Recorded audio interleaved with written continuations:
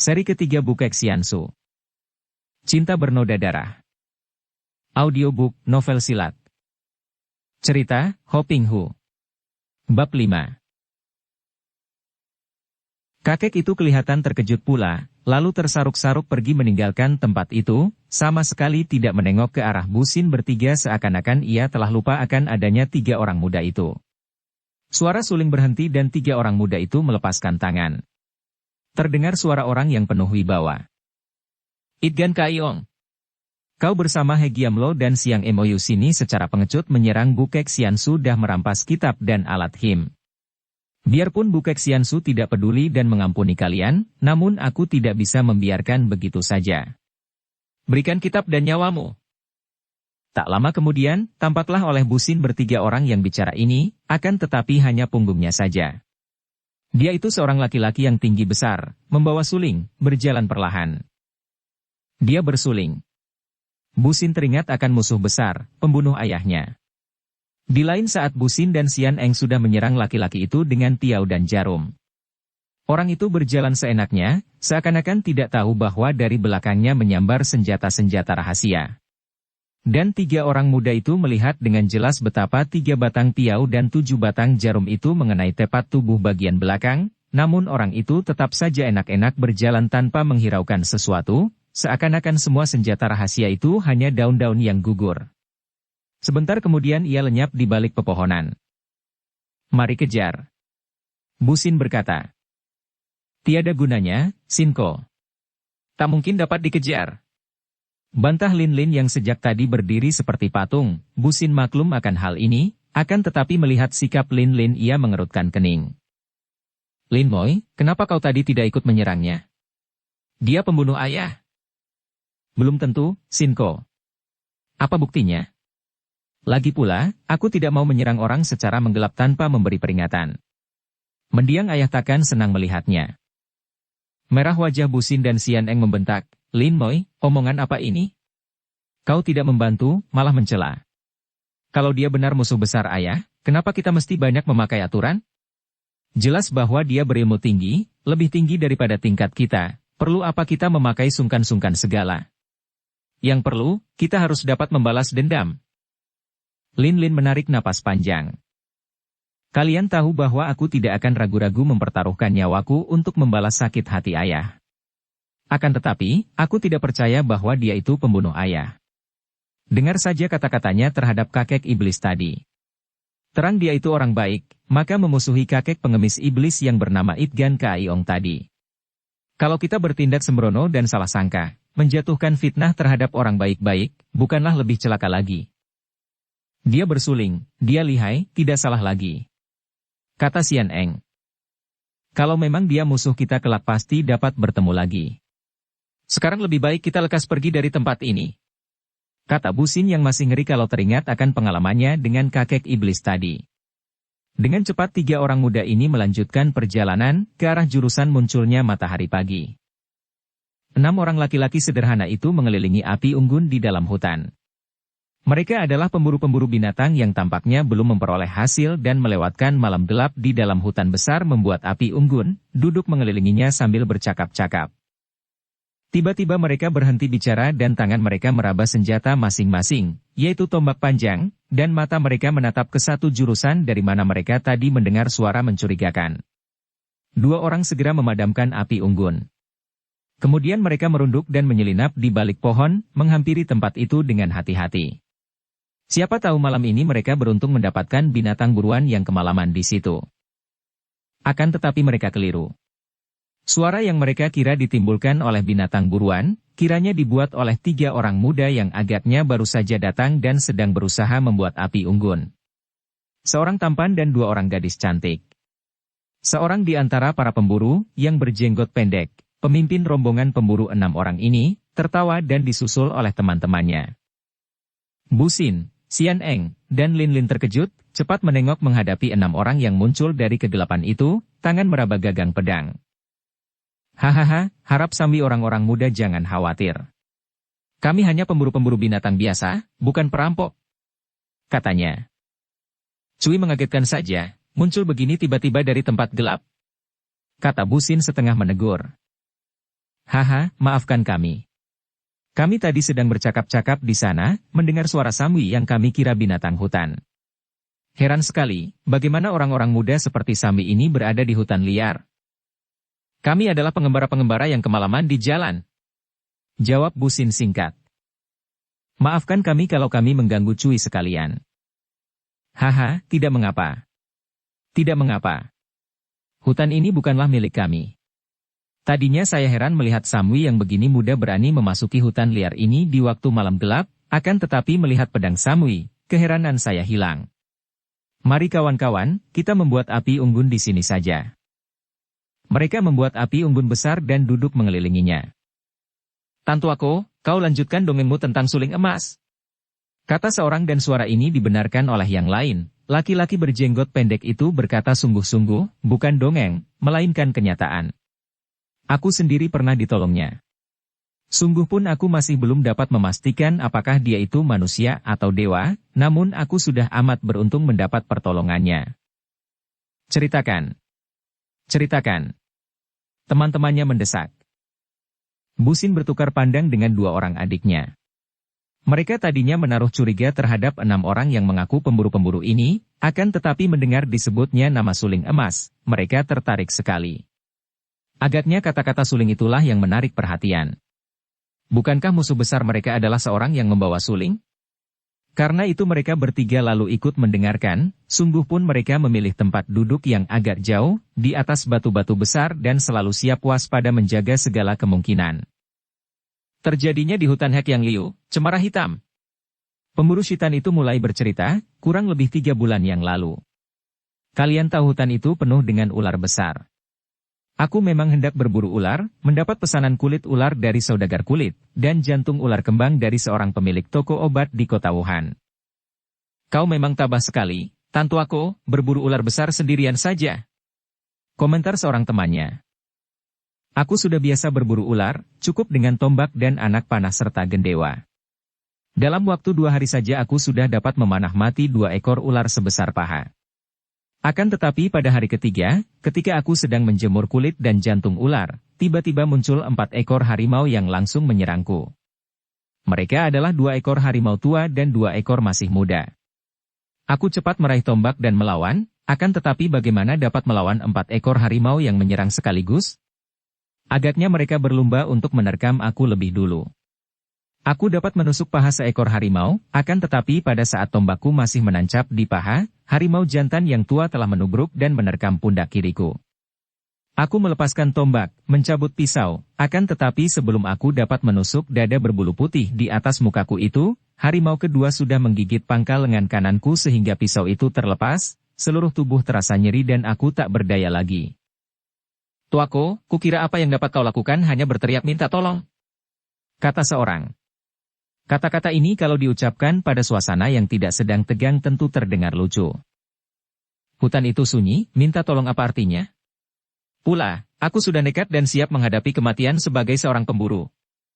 Bantah pemburu Shitan dengan suara gagah. Akan tetapi agaknya belum tiba saatnya aku mati. Pada waktu itu aku sudah hampir pingsan, pandangan mataku sudah kabur. Tiba-tiba terdengar suara suling yang melengking tinggi. 4 ekor harimau itu agaknya terkejut, aku sendiri merasa seakan-akan kedua telingaku ditusuk jarum dan agaknya aku sudah pingsan. Namun dalam keadaan hampir tak sadar itu aku melihat bayangan orang memegang suling yang berkilauan ditimpa sinar matahari. Jelas bahwa suling itu terbuat daripada benda kuning berkilauan, tentu suling emas. Terdengar suara gaduh ketika 4 ekor harimau itu meraung-raung dan mengaung, lalu tampak harimau-harimau itu bergerak cepat, menerkam ke depan, terjadi perkelahian cepat yang tak dapat diikuti pandangan mata, kemudian aku tidak ingat apa-apa lagi. Lalu bagaimana, Tuako? 5 orang pendengarnya makin tegang. Juga 3 orang muda itu mendengarkan penuh perhatian. Entah berapa lama aku pingsan, aku tidak tahu. Ketika aku membuka mata, kulihat bangkai 4 ekor harimau menggeletak di sana-sini. Anehnya, pundak dan lenganku sudah terbalut oleh robekan bajuku sendiri, rasanya dingin nyaman dan aku tidak merasakan nyeri lagi. Ketika ku periksa bangkai-bangkai itu, kiranya 4 ekor harimau itu pecah kepalanya. Wah, aku pesta besar, Tidak saja karena mendapat daging harimau yang menguatkan tubuh, juga mendapatkan 4 lembar kulit harimau yang utuh dan indah. Mau aku mengalami hal itu sekali lagi kalau hadiahnya demikian besar. Jadi yang menolong itu adalah suling emas, pendekar ajaib yang seringkali kita dengar namanya namun belum pernah menampakkan diri kepada orang lain itu? Agaknya begitulah. Siapa lagi kalau bukan dia yang dapat membunuh 4 ekor harimau tanpa merusak kulitnya? Siapa lagi pendekar yang membawa suling emas kalau bukan si suling emas?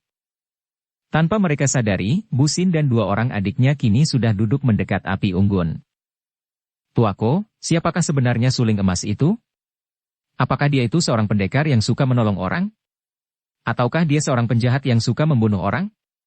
Tiba-tiba Busin bertanya. Siapa yang tahu, anak muda? Sepak terjang seorang ajaib seperti dia itu tak dapat diketahui orang. Tentang pembunuh, agaknya dia memang suka membunuh. Pernah aku mendengar betapa gerombolan perampok di muara sungai Yangtze sebanyak 30 orang lebih semua terbunuh olehnya. Kabarnya dia pernah menggegerkan dunia Kang Ou dengan membunuh 2 orang tokoh Xiao Limpai. Heran betul, membunuh perampok-perampok itu adalah pekerjaan pendekar akan tetapi 2 orang Hueshio alim dari Xiao Limpai, kenapa dibunuhnya? Kata seorang pemburu yang berhidung besar. Juga ketika terjadi geger di kota raja karena hilangnya burung hong mutiara milik permaisuri, orang-orang mengabarkan bahwa suling emas yang mencurinya. Ada yang bilang dia itu sudah tua sekali, seorang kakek yang pakaiannya seperti seorang pelajar kuno. Betulkah ini, Tantu aku? Ketika kau ditolongnya, orang macam apa yang kau lihat? Aku hampir pingsan dan gerakannya secepat kilat, hanya bayangannya saja yang kulihat. Tapi ada yang mengabarkan bahwa dia itu masih amat muda. Seorang pemuda yang pakaiannya seperti pelajar. Yang sama dalam berita angin itu hanya tentang pakaiannya. Tentu dia seorang pelajar. Suka menolong orang, suka pula membunuh, suka mencuri. Macam-macam suara para pemburu ini yang mengemukakan masing-masing, akan tetapi jelas bagi Busin bahwa tak seorang pun di antara mereka tahu akan hal yang sesungguhnya. Diam-diam ia berpikir. Betulkah pembunuh orang tuanya adalah suling emas ini? Dan orang yang muncul dengan sulingnya, yang agaknya ditakuti Itgan Kaiong, apakah dia itu suling emas? Pakaiannya memang seperti pakaian pelajar, tapi berwarna hitam. Tentang wajahnya, ia pun tak dapat melihatnya karena orang itu membelakanginya. Tapi jelas pakaian pelajar berwarna hitam dan tubuhnya tinggi besar. Sudahlah, apapun dia, terang bahwa dia adalah seorang sakti yang berkepandaian tinggi. Tidak baik kita membicarakannya. Siapa tahu ia mendengarkan percakapan kita. Hai, meremang bulu tengkuku. Orang sakti seperti dia tidak boleh dibicarakan. Kalau sedang baik, memang menyenangkan sekali, akan tetapi kalau marah. Pemburu syaitan itu menggigil seperti orang kedinginan, menyorongkan kedua lengannya dekat api. Betapapun juga, kalau dia marah dan membunuhku, aku tidak akan penasaran karena memang aku berhutang budi dan nyawa kepadanya. Sebentar kemudian, keenam pemburu itu sudah tidur mendengkur di dekat api. Mereka ini benar-benar sembrono dan tidak pedulian. Masa 6 orang di dalam hutan besar kesemuanya tidur? Tidak menjaga secara bergiliran? Bagaimana kalau api unggun menjilat baju? Mungkin mereka merasa aman karena di situ ada 3 orang muda yang agaknya tidak nampak lelah. Mendongkol hati Busin. Kalau mereka menganggap dia dan adik-adiknya sebagai penjaga keselamatan mereka, ia tidak sudi. Ia mengajak kedua orang adiknya menjauhi tempat itu dan membuat api unggun sendiri, kira-kira 400 meter jauhnya dari tempat para pemburu. Menjelang tengah malam, keadaan amat sunyi di dalam hutan itu. Busin tak dapat meramkan mata sedikit pun. Pengalaman yang mereka alami semenjak keluar dari dusun, amatlah hebat. Mulailah mereka berkenalan dengan kehidupan perantauan, bertemu dengan orang-orang Kang Ou dan malah mereka secara tidak sengaja telah terjun ke dalam permusuhan dengan golongan pengemis Kang Ou yang dikepalai atau dirajai oleh seorang tokoh sakti yang mengerikan bernama Itgan Kaiong. Nama ini takkan mudah terlupa dari ingatannya dan ia tahu bahwa ia harus berhati-hati dan menjauhkan diri dari kakek iblis itu. Lin Lin dan Xian Eng tidur pulas meringkuk di dekat api unggun, berbantal akar pohon yang menonjol keluar dari tanah. Tak baik melakukan perjalanan dengan gadis-gadis ini, pikirnya. Biarpun mereka berdua memiliki kepandaian tidak kalah olehnya, namun mereka tetap perempuan, banyak mendatangkan dan memancing keributan. Ia harapkan dapat bertemu dengan kakaknya, Kambusong di kota raja dan besar harapannya pula bahwa keadaan kakaknya yang 10 tahun lebih tua daripadanya itu telah mendapatkan kedudukan yang cukup baik. Ia harus menitipkan kedua orang adiknya kepada kakaknya itu, kemudian ia akan melanjutkan usahanya mencari musuh besarnya itu, seorang diri. Lewat sedikit tengah malam, Lin Lin bangun. Sinko, sekarang kau tidurlah, biar aku yang berjaga. Mendengar suara adiknya, Xian Eng juga bangun mengulet dan menguap. Biarlah aku yang berjaga, katanya. Kalian tidurlah, aku tidak mengantuk, kata Busin, kasihan melihat dua orang adiknya. Ia mengalah dan ingin berjaga semalam suntuk, membiarkan kedua adik perempuannya itu tidur melepaskan lelah. Ah, mana bisa, Sinko? Kau pun manusia dari darah daging saja, mana tidak lelah dan ngantuk? Biarlah aku dan Cici Xian Eng berjaga, kata Lin Lin sambil menambah ranting kering pada api unggun sehingga keadaan menjadi hangat. Biarlah kita bercakap-cakap dulu, aku tadi merenungkan hasil kepergian kita ke kota raja. Bagaimana kalau kita tidak dapat menemukan saudara tua kita di sana? Sinko, jangan khawatirkan hal yang belum kita hadapi. Tentu dia berada di sana.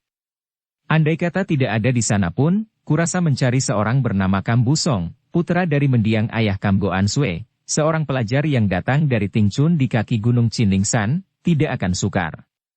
Tentu ada yang mengenalnya di kota raja. Nah, tenang dan tidurlah Sinko. Busin tersenyum. Adiknya yang sulung ini memang besar hati dan kalau mendengarkan bicaranya memang ia tidak perlu gelisah. Seorang gagah tidak menakuti hal yang belum dihadapi, bahkan hal yang sudah dihadapi sekalipun tidak boleh mendatangkan rasa takut, harus dihadapi dengan tenang dan waspada, demikian pesan ayahnya dahulu. Lin Lin, kau benar. Biar ku coba tidur agar besok kuat kupakai jalan jauh. Busin lalu merebahkan tubuhnya, miring menghadapi api unggun. Akan tetapi tiba-tiba tubuhnya mencelat ke atas, juga dua orang gadis itu meloncat berdiri. Mereka berdiri dan saling pandang, penuh rasa kejut dan seram. Suara melengking tinggi itu masih terdengar mengiang-iang ke telinga mereka. Lengking tinggi menusuk telinga, suara suling. Lalu disusul suara pekik ketakutan, atau mungkin pekik kesakitan, betapapun juga, pekik ini susul-menyusul dan amat mengerikan. Akhirnya, tiga orang itu tidak dapat menahan lagi, telinga serasa pecah oleh lengking itu. Dengan kedua tangan menutupi telinga, Busin memberi isyarat kepada adik-adiknya. Mereka lalu duduk bersila, menutupkan kedua telapak tangan ke telinga, meramkan mata dan bersamadi, mengerahkan Luekang untuk menjaga isi dada yang terguncang hebat oleh suara itu. Dapat dibayangkan hebatnya suara itu karena biarpun mereka sudah menutupi telinga dan mengerahkan Luekang masih saja suara itu menyerbu masuk ke dalam telinga dan tubuh mereka gemetaran. Akan tetapi berkat Luekang mereka, tiga orang muda itu dapat mempertahankan diri dan tidak terluka dalam. Hanya 10 menit kurang lebih suara itu melengking-lengking, lalu sunyi seperti kuburan. Mereka menurunkan kedua tangan. Bergidik ketika saling pandang. Sinar mata mereka saling mufakat bahwa yang bersuara tadi tentulah suling emas, karena mereka masih ingat akan suara suling yang pernah menusuk telinga mereka ketika mereka terancam oleh Itgan Kaiyong. Akan tetapi suara suling kali ini amatlah mengerikan. Sampai pagi tiga orang muda itu tak dapat tidur lagi. Malah mereka duduk bersila mengumpulkan tenaga, siap sedia menanti datangnya bahaya dan mengambil keputusan untuk mempertahankan diri mati-matian biarpun akan datang serangan orang sakti sekalipun. Akan tetapi tidak terjadi sesuatu dan kesunyian yang mencekam itu segera dipecahkan oleh kicau burung dan kokok ayam hutan. Mari kita segera pergi dari sini, kata Busin. Kedua orang adiknya dapat menangkap pandang mata dan suara hati yang tersembunyi dalam ucapan ini, seakan-akan berkata, untung tidak terjadi apa-apa pada kita, lebih cepat pergi dari sini lebih baik. Biasanya dalam perjalanan yang lalu, sebelum pergi tentu mereka bertiga akan mencari mata air atau sungai untuk mencuci muka atau mandi, terutama Lin Lin yang suka sekali bermain di air. Akan tetapi kali ini ketiganya agaknya lupa untuk cuci muka dan tergesa-gesa pergi dari situ. Ha, Sinko, lihat mereka itu. Ketiganya memandang. Dari jauh tampak 6 orang pemburu itu masih rebah, ada yang meringkuk, ada yang telentang atau telungkup, sedangkan api unggun sudah lama padam. Malas amat pemburu-pemburu itu, mengapa belum juga bangun? Kata Xian Eng. Mari kita lihat, agak aneh sikap mereka, kata Busin. Ketiganya berlari mendekat dan tak lama kemudian mereka bertiga berdiri dengan muka pucat dan bengong. Kiranya 6 orang itu sudah tak bernyawa lagi dan kepala mereka, tepat di ubun-ubun, semua telah bolong sehingga tampak otaknya. Tahulah mereka bertiga sekarang bahwa yang menjerit-jerit malam tadi adalah mereka inilah, jerit ketakutan dan kengerian. Ah! Xian Eng menutupi mukanya, perutnya tiba-tiba terasa mual dan ingin muntah. Lin Lin cepat merangkulnya. Tenang, Cici. Akan tetapi dia sendiri gemetar dan kaki tangannya menjadi dingin. Mari kita pergi. Ajak Busin, juga pemuda ini suaranya gemetar. Nanti dulu Sinko. Tak mungkin kita meninggalkan begitu saja 6 mayat ini. Mereka tentu akan dirobek-robek binatang buas. Kita kubur dulu mereka. Lupakah kepada pesan ayah bahwa melihat orang kesusahan harus menolong, terhadap orang tua harus menghormat, terhadap anak-anak harus melindungi, dan melihat mayat tak terurus harus menguburnya. Seketika wajah Busin menjadi merah. Terima kasih, Lin Moi. Hampir saja aku lupa akan pesan ayah karena ngeri dan seram. Mari. Sekarang Xian Eng telah dapat menguatkan hatinya dan 3 orang muda ini lalu menggunakan pedang mereka untuk menggali lubang yang cukup besar untuk mengubur 6 orang itu. Karena Lin Lin dan Xian Eng merasa enggan mengangkat mayat-mayat lelaki itu, Busin yang turun tangan dan mengangkat mayat-mayat itu seorang demi seorang, dimasukkan ke dalam kuburan bertumpuk, lalu mereka bertiga menguruk lubang itu dengan tanah. Hari telah siang ketika mereka selesai melakukan tugas ini dan cepat-cepat mereka meninggalkan tempat hutan besar itu, menuju ke arah munculnya matahari. Lega hati mereka bahwa mereka tidak menemui gangguan di jalan sampai mereka keluar dari hutan dan melalui dusun-dusun. Rumah makan itu masih sunyi. Agaknya hari masih terlampau pagi untuk makan. Busin dan 2 orang adiknya sudah amat lapar. Maklum semalam berjalan terus di bawah sinar bulan. Asap berbau sedap yang melayang keluar dari dalam dapur rumah makan menyerang hidung, membuat mereka tak dapat menahan lapar lagi. Hanya ada 2 meja yang dihadapi tamu. Kebetulan agaknya, 2 meja itu adalah meja di ujung kiri dan meja di ujung kanan. Yang sebuah dihadapi seorang laki-laki berjenggot panjang, 40-an tahun usianya, duduk bersunyi sendiri. Meja kedua dihadapi 2 orang, agaknya suami istri, kurang lebih 30-an tahun. Sikap kedua orang ini gagah, baik si suami maupun si istri. Mereka duduk berhadapan, makan bubur panas-panas dengan sumpit, cepat sekali seakan-akan mereka tergesa-gesa. Di punggung mereka tergantung gagang 2 buah senjata. Tadinya Busin dan adik-adiknya mengira bahwa mereka itu masing-masing membawa siang kiam, pedang pasangan, akan tetapi mereka terheran melihat bahwa 2 buah senjata itu tidaklah sama. Sebuah pedang dan sebilah golok. Busin dan 2 orang adiknya belum sempat memilih tempat, karena pada saat mereka memasuki ruangan depan rumah makan itu, tiba-tiba terdengar bentakan keras. Pencuri-pencuri bangsa Houhan hendak sembunyi kemana kalian? Muncullah 4 orang laki-laki yang nampak gesit-gesit dan kuat, berlompatan ke dalam dan mereka segera mengurung suami istri itu. Seorang mencabut pedang, seorang lain mengeluarkan sepasang siangkek, tombak pendek sepasang, orang ketiga mengeluarkan sebuah cambuk baja yang ujungnya seperti jangkar kecil, sedangkan orang keempat yang agaknya pemimpin rombongan ini, juga yang tadi membentak, memasang kuda-kuda dengan tangan kosong. Lebih baik kalian menyerahkan kembali benda itu kepada kami, mungkin kami akan dapat mengampuni nyawa kalian. Kata pula yang bertangan kosong. Suami istri itu saling lirik. Ketika si suami menurunkan mangkoknya, istrinya mencela, makan dulu sampai habis, baru layani anjing-anjing ini. Mengapa tergesa-gesa?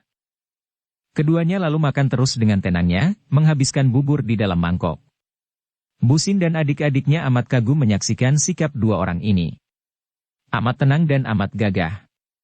Namun mereka bertiga tak dapat bersimpati kepada sepasang suami istri ini karena bukankah tadi rombongan itu mengatakan bahwa mereka berdua adalah orang-orang Houhan?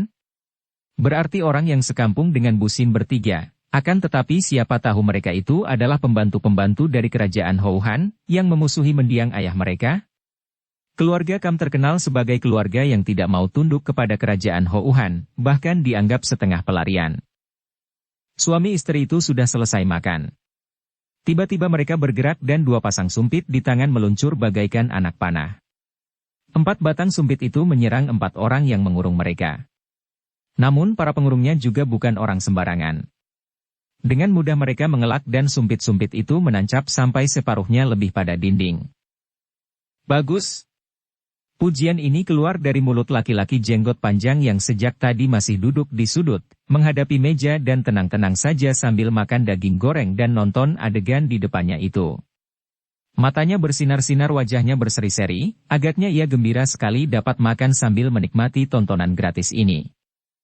Melihat betapa sambitan mereka dengan sumpit-sumpit itu tidak mengenai sasaran, suami istri itu melempar mangkok kosong ke lantai sambil meloncat dan begitu kedua tangan mereka bergerak, kedua tangan mereka sudah mencabut senjata dan kini tangan kiri memegang pedang sedangkan tangan kanan memegang golok. Mereka membuat gerakan memutar dan sudah berdiri saling membelakangi siap dengan senjata di tangan. Cerdik mereka, pikir Busin yang menonton di dekat pintu. Suami istri itu berdiri berhadapan punggung, dengan kedudukan demikian mereka dapat mencegah serangan gelap dari belakang. Pertandingan dimulai tanpa kata-kata. 4 orang itu segera menyerbu, yang bersenjata pedang dan si pemegang siangkek mengeroyok si suami, sedangkan wanita itu dikeroyok oleh si pemegang cambuk dan yang bertangan kosong. Para pelayan rumah makan itu lari berserabutan keluar sambil berteriak-teriak ketakutan. Belakangi siap dengan senjata di tangan. Cerdik mereka, pikir Busin yang menonton di dekat pintu.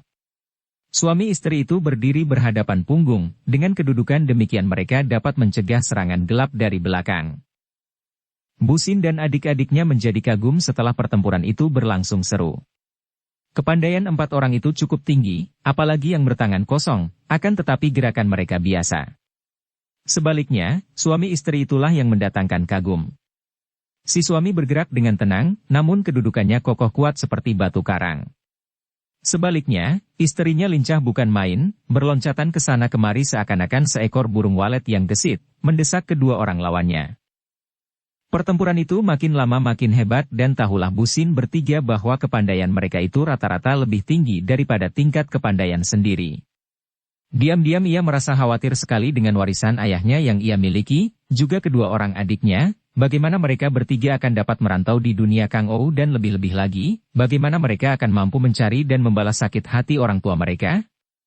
Makin dekat dengan kota raja, agaknya makin banyak terdapat orang-orang yang kepandaian silatnya amat tinggi.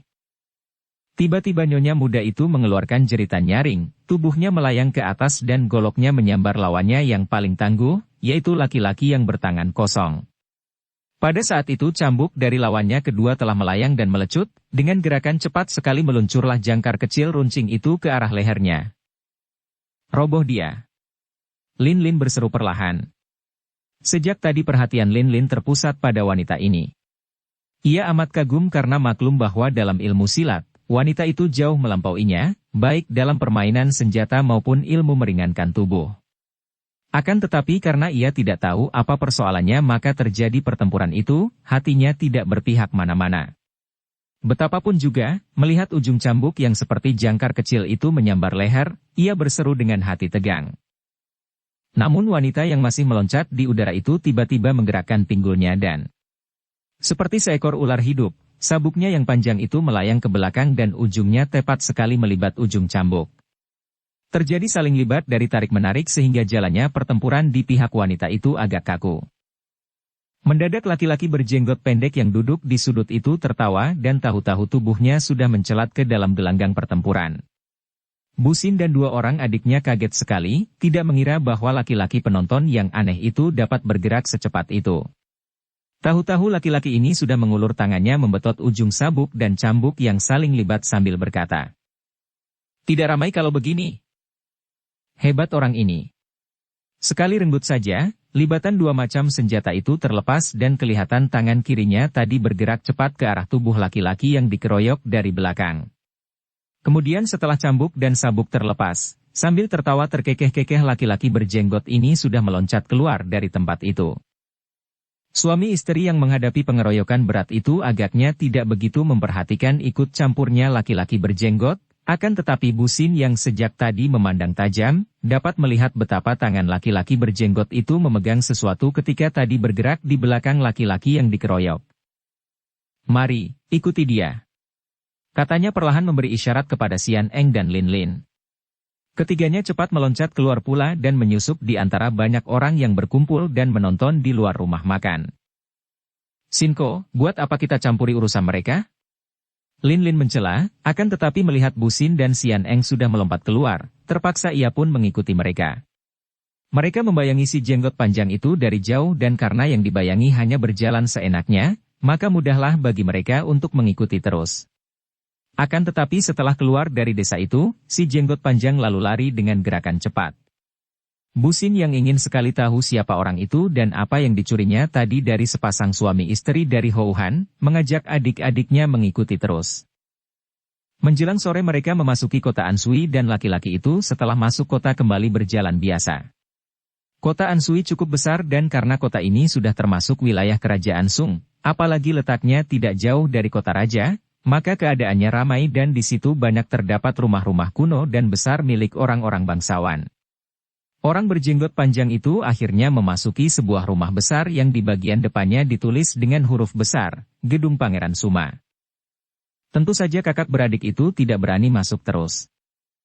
Kita bermalam di kota ini, kata Bu Xin dan pergilah mereka mencari rumah penginapan. Malam nanti kita menyelidik. Setelah berada di kamar penginapan, Lin Lin kembali mencela, Sinko, kepergian kita bukankah untuk mencari kakak busong dan mencari musuh besar kita? Apa perlunya kita mencampuri urusan si jenggot tadi? Kau lihat sendiri, tadi dia mencuri sesuatu dari suami istri dari Houhan itu. Jawab kakaknya. Peduli apa kalau dia mau mencuri apapun juga? Apa sangkut pautnya dengan kita, Koko?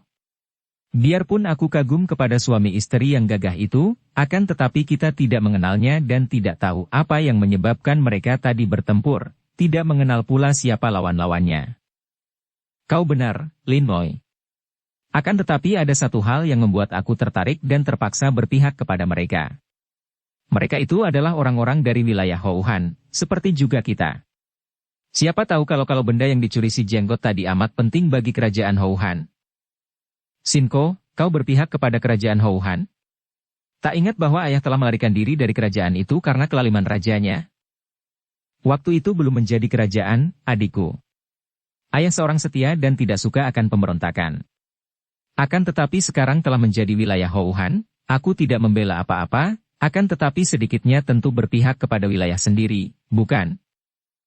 Adik Lin, kalau takut, malam ini tidak usah ikut, tinggal saja di kamar, biar aku dan Sinko sendiri yang pergi menyelidik. Kata Xian Eng yang tidak senang melihat kerewelan Lin Lin. Lin Lin tidak marah, malah tertawa, Cici. Kalau ada apa-apa terjadi kepadamu, siapa yang akan menolong kalau aku tidak ikut? Tentu saja aku ikut. Kalau begitu tak perlu banyak rewel.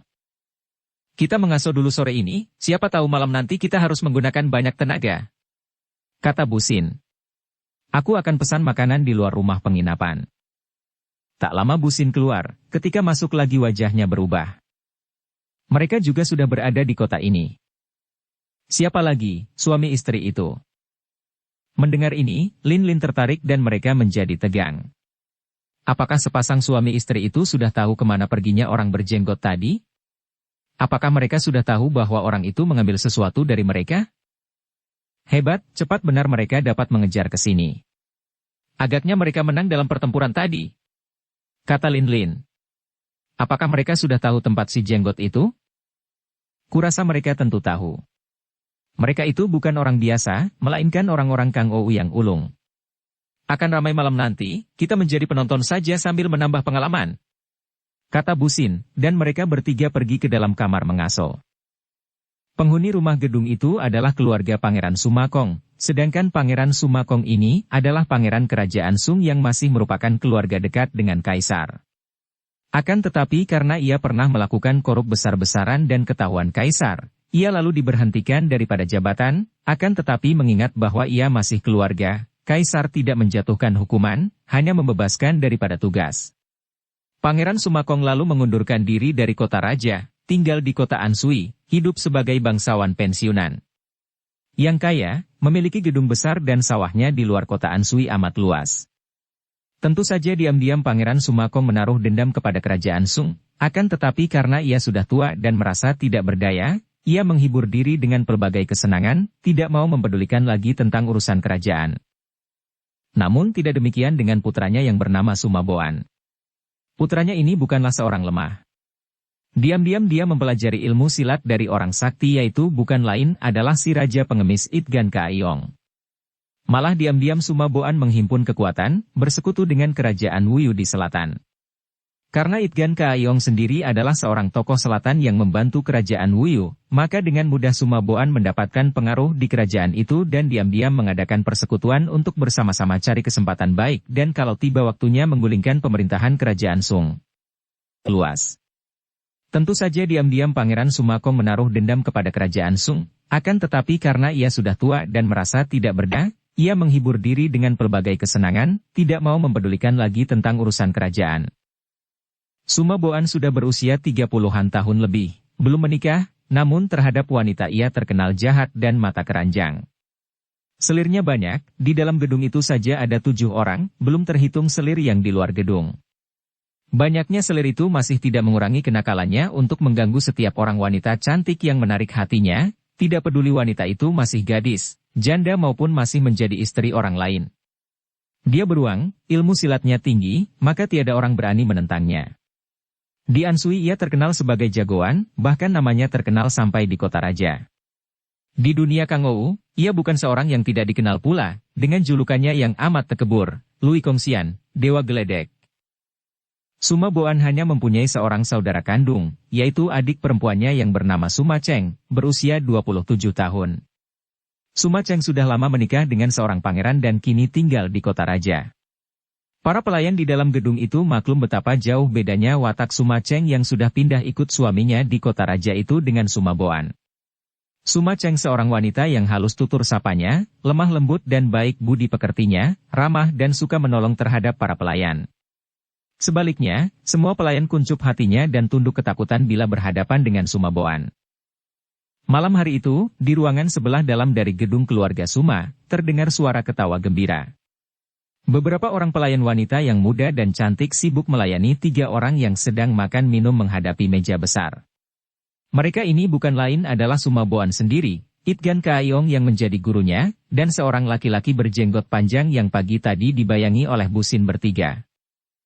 Ciok tuako, kali ini benar-benar kau telah berjasa besar. Biarlah ku beri selamat dengan secawan arak. Terdengar Sumaboan berkata sambil tertawa dan mengangkat cawan araknya.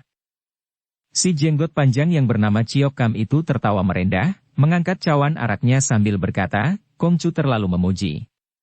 Hanya secara kebetulan saja saya mendapatkan surat itu, bukan sekali-kali karena jasa saya, melainkan mengandalkan rejeki semata-mata dan kemurahan hati Ongya yang telah menurunkan beberapa ilmu pukulan kepada saya.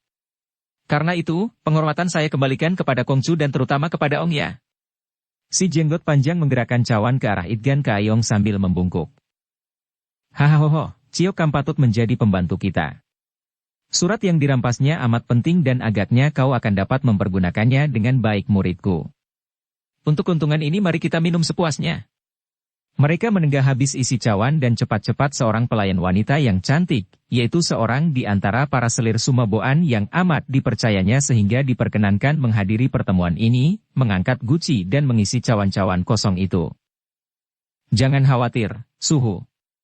Surat yang menyatakan hubungan persekutuan antara kerajaan Houhan dan Nancao ini tentu akan Teocu bawa ke kota raja. Tentu Kaisar akan girang dan berterima kasih sekali kepada Teocu dan saat yang baik itu akan Teocu pergunakan untuk mencari kedudukan. Biarkan Houhan dan Nancao ribut dengan Sung, biarkan anjing-anjing berebut tulang, kelak kita tinggal memukul mereka. Bukankah begitu, Suhu? Haha, kau lebih tahu akan hal itu. Aku orang tua mana becus memikirkan tentang negara? Kalau ada lawan yang tak sanggup kau hadapi, nah, serahkan kepadaku. Itulah bagianku. Hahaha. Siapakah orangnya di dunia ini yang dapat melawan Suhu? Agaknya orang itu harus dilahirkan lebih dulu. Bukankah begitu, Ciok Tuako?